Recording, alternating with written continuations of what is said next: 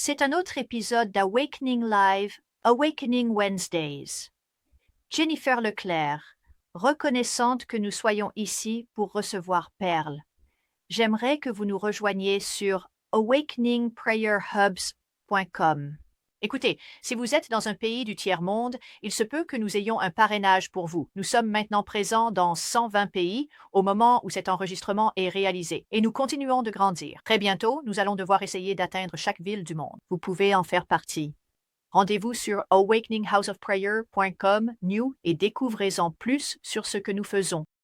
Aujourd'hui, nous allons encore une fois nous pencher sur mon livre, The Intercessor's Devotional, et je vais enseigner à partir de ce livre, pas seulement lire, mais enseigner, approfondir avec vous. Et je veux vous inviter à vous procurer un exemplaire de The Intercessor's Devotional sur mon site web ou sur Amazon et à vous l'approprier. Cela va vraiment vous bénir. Laissez-moi prier. Père, au nom de Jésus, je te remercie parce que tu es bon.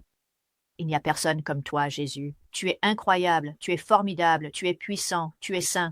Tu es tout pour nous, le principal intercesseur.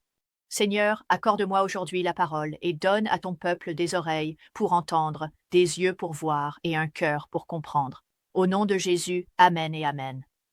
Aujourd'hui, je voudrais aborder la déconstruction des préjugés en matière de prière. Vous savez, Romains 2, verset 11 dit qu'il n'y a pas de partialité chez Dieu. La version King James dit « Dieu ne fait exception de personne ». Nous devons faire attention, nous méfier de ces préjugés dans la prière, car cela peut influencer les réponses à nos prières. Nous ne voulons pas prier des prières de sorcellerie. Nous ne voulons pas prier en dehors de la volonté de Dieu. Nous ne voulons pas prier pour ce que nous voulons, mais pour ce qu'il veut. Nous voulons prier sans préjugés, sans faire exception de personne. Ne refusez pas de prier pour quelqu'un que vous n'aimez pas, ce serait un préjugé. Vous ne voulez pas prier pour eux car ils ne sont pas aimables. Nous prions selon notre mission, n'est-ce pas? Je préfère la glace à la vanille à celle au chocolat. Je préfère le chocolat noir au chocolat blanc. Je préfère Adidas à Nike. Je préfère le filet mignon aux escargots. J'ai des préférences, mais ces préférences n'affectent pas mon intercession. J'ai dit que ces préférences n'affectent pas mon intercession. Ce sont techniquement des préférences, mais elles ne sont pas nuisibles. Voyez-vous, il y a des préférences qui vous sont personnelles, vos goûts et des goûts personnels, mais il existe aussi des préjugés nuisibles. Vous savez, d'autres préjugés peuvent vraiment affecter votre vie de prière. Encore une fois, tous les préjugés ne sont pas mauvais. La plupart des préférences personnelles sont inoffensives, mais l'Écriture dit que nous devrions nous préférer les uns les autres. Donc même vos préférences personnelles peuvent parfois être égoïstes. Mais par exemple, si votre préférence est, vous savez, je suis un oiseau de nuit et je suis plus productif ainsi, c'est une préférence personnelle. Si votre préférence est de dormir avec une température de 19 degrés dans la maison, comme moi, eh bien, c'est très bien tant que tout le monde dans la maison est d'accord avec ça.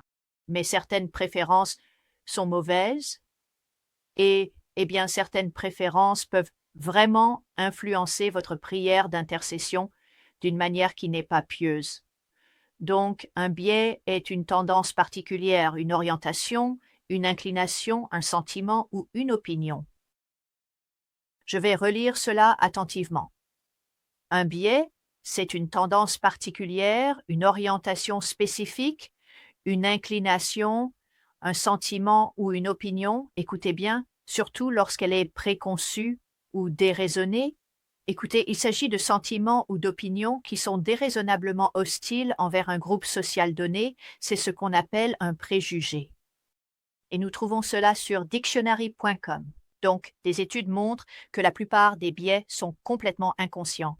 Nos cerveaux sont programmés pour repérer et réagir à des schémas reconnaissables, mais ce qui se passe parfois, c'est que cela se transforme en stéréotypes. J'ai dit que cela peut se transformer en stéréotypes. Maintenant, certains stéréotypes existent pour une raison, n'est-ce pas? Mais beaucoup de stéréotypes ne sont pas justifiés. C'est comme mettre tout le monde dans le même sac, comme peindre, certains décrivent les personnes qui parlent en langue comme démoniaques, n'est-ce pas? Parce qu'ils disent que prier en langue est démoniaque. Eh bien là, vous qualifiez tout un segment, un immense segment du corps du Christ de démoniaque. Ça, ce n'est pas un bon stéréotype. Ce n'est pas vrai, n'est-ce pas? Et donc, vous comprenez cela. Un biais est inconscient. Vous l'avez probablement appris à travers les personnes que vous avez côtoyées, par exemple le racisme. Le racisme s'apprend. Le racisme s'apprend. Le racisme n'est pas quelque chose avec lequel on naît. Le racisme s'apprend, n'est-ce pas? Mes parents ne m'ont pas élevé pour être raciste, donc je ne l'ai jamais été, mais j'avais des amis qui l'étaient. Ils ne sont pas restés mes amis très longtemps. Mais voilà le problème. Vous ne discernez pas facilement le biais, sinon vous le rejetteriez. Vous ne le voyez pas comme quelque chose de mal, vous ne le voyez pas comme mauvais.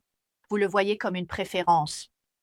Votre biais, c'est comme ça, écoutez, comme ce morceau de salade coincé entre vos dents que vous ne voyez pas mais que tout le monde voit. Donc, c'est effrayant de penser que je pourrais ou que vous pourriez prier, supplier Dieu, intercéder à travers un prisme biaisé sans même le savoir. C'est une pensée effrayante. C'est une pensée effrayante. Le problème ici, c'est ça le problème. Vous vous dites, mais en quoi est-ce important? Le biais trouble votre perspective. Il trouble votre il vous priez à travers un filtre que Dieu ne vous a pas donné. Vous priez à travers une lentille que Dieu ne vous a pas appelé à utiliser. Et donc, ces biais troublent notre perspective. Et si nous ne sommes pas conscients de nos biais, nous intercédons selon notre propre perspective au lieu de celle de Dieu. Vous commencez à le voir maintenant? Nous voulons la perspective de Dieu. Nous voulons prier avec une perspective prophétique. Nous voulons prier selon une perspective fondée sur la parole. Nous voulons prier selon le cœur de Dieu, n'est-ce pas? Nous voulons prier sa volonté, pas la nôtre. Nous voulons prier, vous savez, l'Écriture dit, « Mes pensées sont plus élevées que vos pensées. » Dieu a dit, « Mes pensées sont plus élevées, mes voix sont plus élevées. » Nous voulons prier avec ses pensées, pas avec nos pensées. Nous voulons prier selon sa manière, pas selon ce que nous pensons qui devrait arriver, ni comme nous le ferions nous-mêmes. Est-ce que ça vous est déjà arrivé de dire à un ami, « Eh bien, si c'était moi, je ne ferais pas comme ça. » Mais qui t'a nommé juge? Peut-être que tu ne le ferais pas de cette façon, et peut-être que la façon dont ils le font est mauvaise, mais parfois il vaudrait mieux se taire que de parler. Parfois, nous devrions prier pour cette personne. Ça, c'est tout un autre sujet. Écoutez, Jésus a dit que nous sommes responsables. C'est une pensée effrayante, un verset effrayant. Nous sommes responsables de chaque parole vaine que nous prononçons, alors ne pensez-vous pas que nous sommes aussi responsables d'une intercession partiale ou de refuser de prier pour quelqu'un à cause de nos préjugés? Eh bien, je ne les aime pas, je ne vais pas prier pour eux. J'ai entendu dire que sœur un-tel a un problème, mais Dieu me pardonne, elle ne m'a même jamais adressé la parole, alors je ne vais pas... C'est mal, et vous serez d'accord avec moi en entendant cela. Vous direz, bien sûr que c'est mal, mais parfois, ne le faites-vous pas sans vous en rendre compte? Est-ce si inconscient que vous ne vous en rendez même pas compte? Je vous aime. Écoutez, nous devons affronter nos préjugés comme les tyrans qu'ils sont. Nos préjugés veulent avoir une voix plus forte que celle de Dieu dans notre vie. Dieu n'est partial envers rien d'autre que la vérité. Son seul parti pris, c'est la vérité. Si on peut appeler ça ainsi.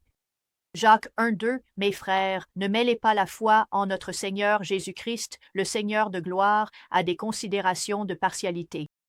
Vous voyez, ce n'est pas à nous de décider pour qui nous prions. Je veux dire, nous avons un libre arbitre. Nous pouvons prier pour qui nous voulons. Mais si nous voulons être des intercesseurs efficaces, ce n'est pas à nous de choisir pour qui prier ou comment prier. Nous devons suivre la direction du Saint-Esprit dans le domaine de l'intercession. Je veux que vous demandiez à Dieu et que nous prions pour qu'il révèle la racine de nos préjugés. Rejoignez-nous sur awakeningprayerhubs.com pour intégrer une communauté et recevoir une formation. Partout dans le monde, rejoignez notre famille de prière avec formation mensuelle et activités. Allez sur awakeningprayerhubs.com. Pour une vidéo complète des témoignages de notre mouvement Vie transformée, rendez-vous sur awakeningprayerhubs.com.hero. Amen. Père, au nom de Jésus, nous ne voulons pas faire une intercession partiale ou favoriser certains sujets ou personnes à cause de préjugés. Nous voulons être guidés par toi en tout. Veux-tu nous révéler nos préjugés afin que nous puissions nous repentir? Seigneur, veux-tu déraciner en nous les préjugés qui entachent notre intercession? Seigneur, nous voulons te plaire, alors aide-nous à discerner nos préjugés sans désinvolture en disant « Ah, je n'ai aucun préjugé. » Non, il se peut que nous n'en ayons pas, ou que si, et nous ne voulons pas ces préjugés qui nous rendent inefficaces. Merci Seigneur de nous aider à surmonter ces préjugés par ta parole. Au nom de Jésus, Amen. Parlez de cette prière ou de l'application Awakening Prayer Hubs à quelqu'un, les amis. Je vous aime. Passez une journée de percée. Le monde entier est en crise et les signes des temps s'accélèrent. Nous vivons un moment charnière de l'histoire et l'ennemi sait que son temps est compté, mais en 2007, Dieu m'a réveillé après minuit et a parlé profondément à mon cœur d'un troisième grand réveil. Aujourd'hui, nous sommes plus proches que jamais, plus que jamais auparavant. C'est pourquoi j'appelle 1 million d'intercesseurs animés par le réveil à se joindre à moi pour lancer un nouvel appel au ciel. J'appelle les guerriers de prière du reste à se rassembler d'un même cœur pour repousser les ténèbres qui envahissent nos églises, nos familles et nos nations. L'ennemi fait rage. La grande apostasie est bel et bien en cours, mais Dieu répond toujours à la prière fervente et au jeûne uni. Rejoignez-moi ainsi que des intercesseurs dans plus de 100 nations au sein des Awakening Prayer Hubs. Ensemble, nous pouvons changer le cours de l'histoire. awakeningprayerhubs.com. Rejoignez le mouvement.